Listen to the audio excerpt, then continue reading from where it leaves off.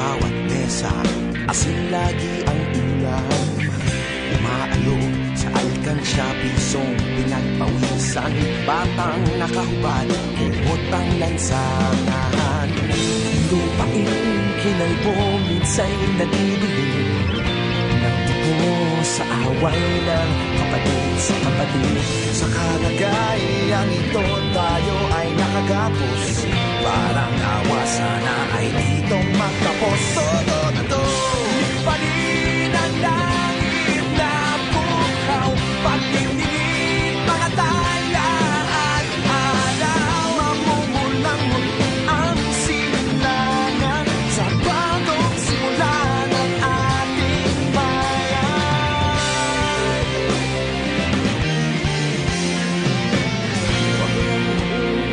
Kapalaran kay bait, huwag magpabaya, huwag kang manahimik, huwag kang manlalaba, huwag kang manggigipit, huwag magkanya-kanya, magkaisang bisig. Pag malasakit, ito'y kapayagihan, gawin mo ang makailangan. Kalagayan ng bayan, sama-sama lamang, kung anong gagawin tayong mamamayan. Todo na to, panin ang langit na bukaw, pagtingin mga tala at araw, mamumulang muli ang silangan sa bagong simula ng ating bayan. Di pa rin ang langit na buhaw, pagniningin mga tala at araw, bumulang muli ang silangan sa bagong simula ng ating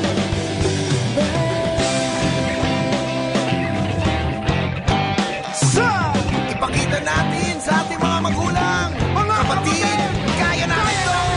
Isang subok pa, sabay-sabay na, todo na to, ipanin ang langit na bukaw, pagtingin mga tala at araw, mamumulang muli ang silangan sa bagong simula ng ating bayan. Ipanin ang langit na bukaw, pagtingin mga tala at araw, mamumulang muli ang silangan sa bagong simula ng ating bayan.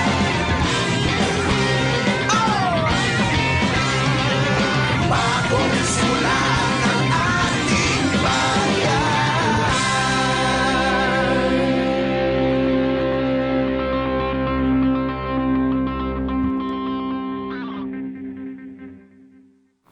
Si Susan ay isang ordinaryong kawani.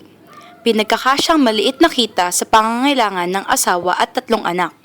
Kaya namang kahit sakit ay hindi nakakahadlang sa kanyang pagnanais na lalo pang kumayod para sa kanyang pamilya.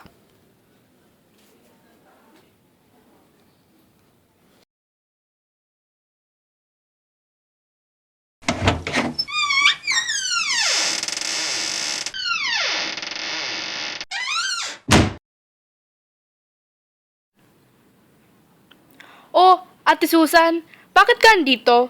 Hindi ba't may sakit ka? Halos di ka na nga makapagsalita kagabi sa telepono Linda naman, alam mo namang di ko matitiis ang hindi pumasok eh. Napakalaking kawalan ng isang araw ng pagtigil ko sa bahay. Alam mong kulang pa rin ang sweldo ko at ni Lando sa pabrika para makaraos kami eh. Kaya bawat araw na kita mahalaga. Alam mo yan, maiintindihan mo rin yan pag ikaw nagkapamilya ka na. Hay nako, papatayin mo naman yung sarili mo. Ano ka ba? Tignan mo nga yung itsura mo. Nanlalalim na yung mga mata mo. Nagpatingin ka na ba sa doktor? Hindi pa. Ordinaryong ubo lang naman ito eh. Tsaka, pinag-iipunan pa namin ngayon ni Lando yung pambayad sa loan ni Leslie. Malapit na matapos ang SEM. Nanghihinayang ako sa pera magagastos sa pagpapatingin sa doktor. Tapos, reresetahan lang ako ng mamahaling gamot. Lalo lang ako magkakasakit nun eh. Lalo pa ngayon, di naman dumating yung bigas namin. Dagdag pa yun sa gastos. Hay! Hay nako, ewan ko sa'yo, masyado mo nang inaabuso yung katawan mo. Hay, kung ibinigay na kasi sana sa atin yung 10 days sick leave, edi sana makakapagpahinga ka na ng kahit isang araw nang walang iniisip na mababawas sa sweldo mo. Umasa na lang tayo na sana nga ibigay na sa atin yun. Susan, i-type mo ito, tapos i-send mo dito. Kailangan niyan ngayong tanghali. Pakibilis na lang. Tapos pakidala na rin ng projector sa class ko after 30 minutes. Okay? Huwag mong kalimutan iyan. Importante yan. Okay po, ma'am. At yung lunch ko pala mamaya ha, alam mo naman kung saan bibilhin.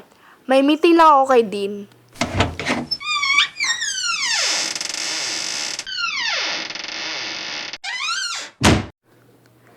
Grabe naman makapag-utos. Parang di nakikitang may sakit yung tao. Hayaan mo na. Sige, sisimulan ko na to at bumalik ka na rin dun sa pwesto mo.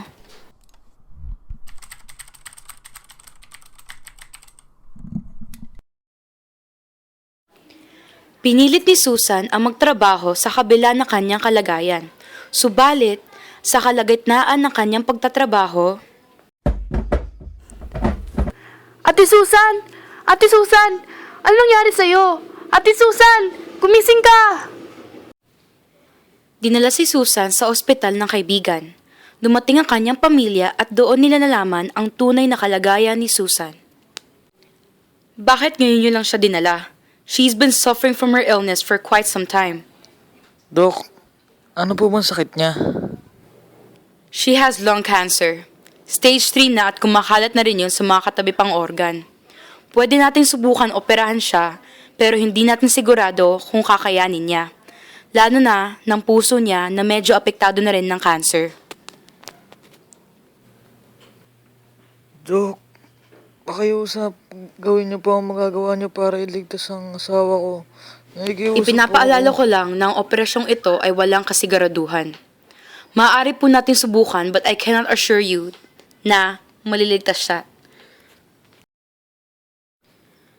Mister, ikanalulungkot ko pong ibalita sa inyo na hindi po kami nagtagumpay. Hindi niya nakinaya. Pasensya na po. Hindi totoo yan. Hindi, Susan. Hirap man ay tinanggap rin ng pamilya ni Susan ang kanyang sinapit. Isang gabi ng buro ni Susan, may isang estudyanteng nagsusulat para sa pahayagan ng mga estudyanteng UP na dumating. Sinasabing miyembro siya ng isang organisasyon na nagsusulong ng karapatan ng estudyante. Ako po si Dexter mula sa Stand UP. Nakikiramay po ako at aming samahan sa sinapit ni Ate Susan. Nakita ko po ang naging kontribusyon niya sa aming departamento. Kaya naman, malaki ang pagpapasalamat namin sa kanya. Salamat, iho. Natutuwa ako na makarinig ang mga ganyang salita tungkol sa aking asawa. Naniniwala akong hindi naman nasayang ang 10 taon niyang pamamalagi sa universidad dahil kahit ano paano'y natulungan niya kayo. Opo, sobra. Sayang nga lamang at wala na siya. Kahit masakit para sa amin, natutunan na rin namin ang maging masaya para sa kanya. Nakita rin namin ang naging paghihirap niya. At least ngayon, okay na si Mama. Nakakapagpahinga na siya. Papa, andyan na po si Tita Linda. Oh, Linda, halika dito. May isang estudyante dito galing daw sa departamento ninyo. Si Dexter. Ah, oo. Parang nakikita nga kita. Buti na padalaw ka. Nang marinig po kasi namin yung nangyari kay Ate Susan, nalungkot po kami. Bilang member po ng Stand UP, malayo po ang pagkilala namin sa mga kawani at sinusuportahan namin mga laban ninyo para sa inyong mga benepisyo. Alam po namin ang mga hinaing ninyo at mga karapatang di nakukuha. Kaya naman, alam namin ang hirap ng sitwasyon ninyo at lubos po ang aming pakikiramay sa pagkawala ni Ate Susan.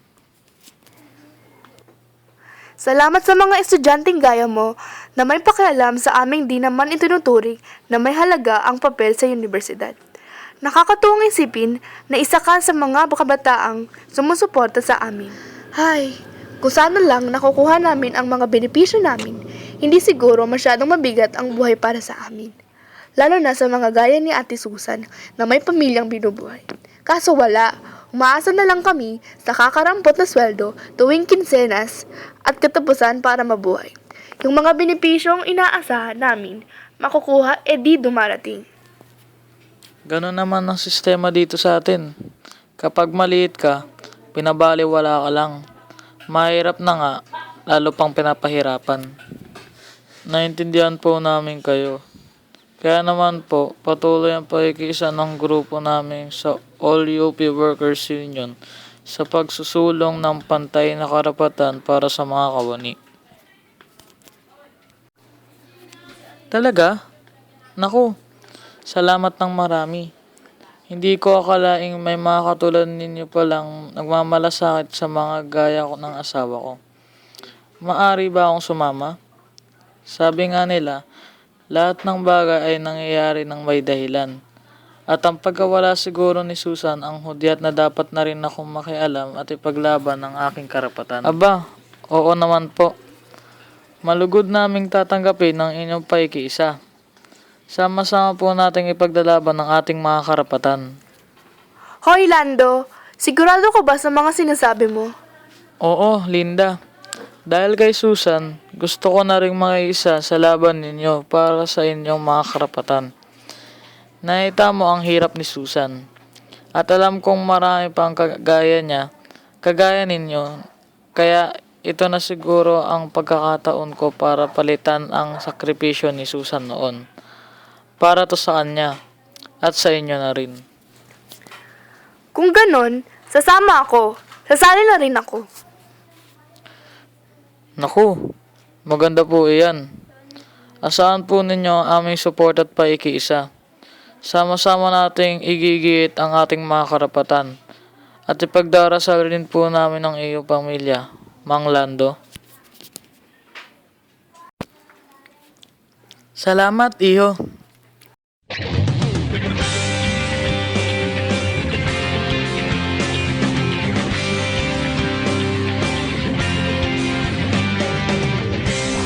Isang gabi, walang katapusan. Sa bawat mesa, asin lagi ang ulam. Umaalog sa alkansya, pisong pinagpawisan. Batang nakahubad, kumot ang lansangan. Lupain kinalbo, minsa'y nadidilim.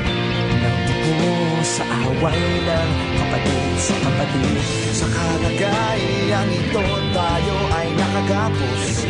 Parang awa, sana ay dito magtapos. Todo na to, panin ang langit na bukaw. Pagdidinig, mga tala at araw. Mamumulang muli ang silangan sa bagong simula ng ating bayan.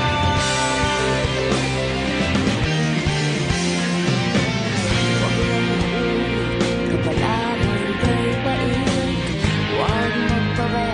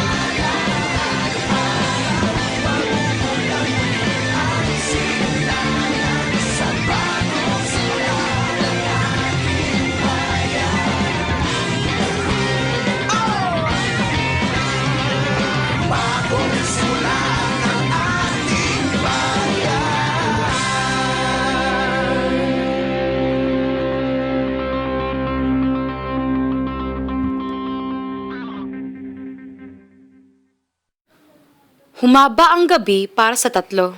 Pinag-usapan nila ang mga alaala ni Susan, gayon na rin ang kanilang mga plano. Tunay ngang nakahanap sila nakakampi sa bawat isa. At napatunayan nilang ang bawat pagtatapos ay isang panibagong simula at ang bawat pamamaalam hatid ay bagong pag-asa.